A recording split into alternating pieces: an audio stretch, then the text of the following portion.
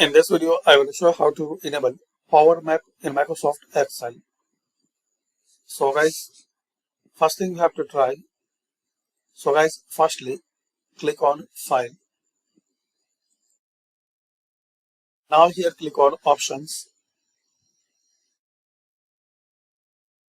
Now here you will see the option Add-ins. Just click on it.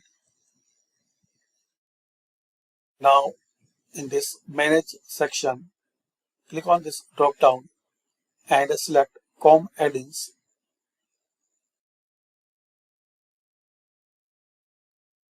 Then click on Go.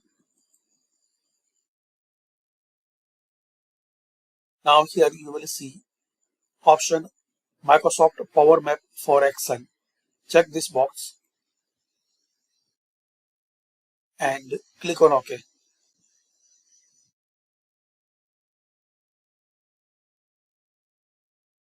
Power Map in Excel. Thanks for watching.